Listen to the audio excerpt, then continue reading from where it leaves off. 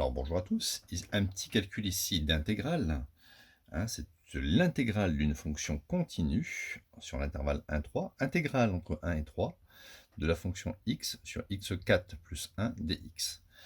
Il va falloir utiliser le changement de variable x égale racine de t.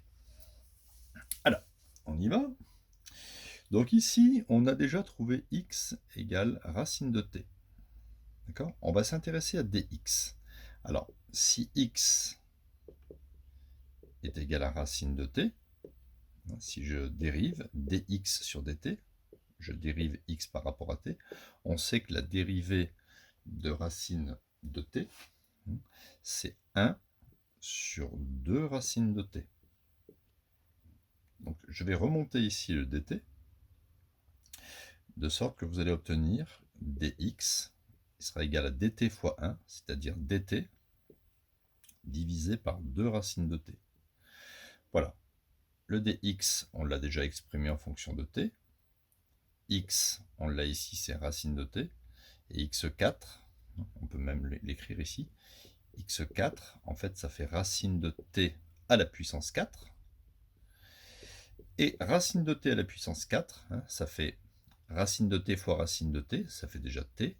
Et t fois t, ça fait t carré. Alors maintenant, on va s'intéresser d'abord aux bornes. Ici, c'est assez simple. Si x égale 1, eh bien ça équivaut finalement à racine de t qui est égale à 1, qui équivaut à t égale 1. On est d'accord, hein, puisque la racine de 1, ça fait 1. Maintenant, si x égale 3,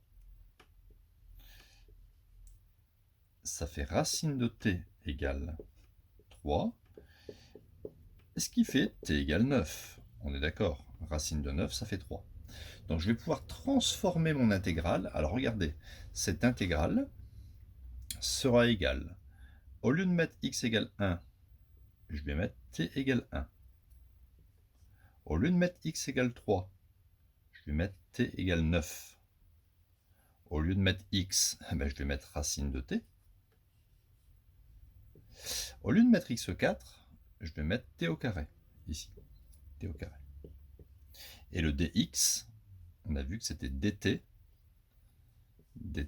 sur 2 racines de t. D'accord?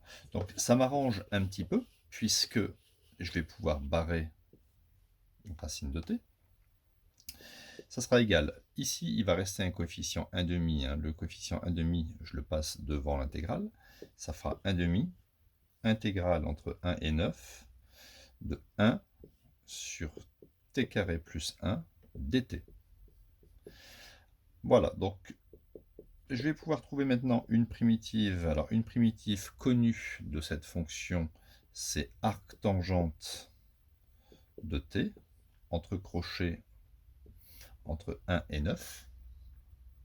J'obtiens donc 1,5. Je remplace d'abord t par 9. Arctangente de 9 moins arctangente, je remplace t par 1, de 1.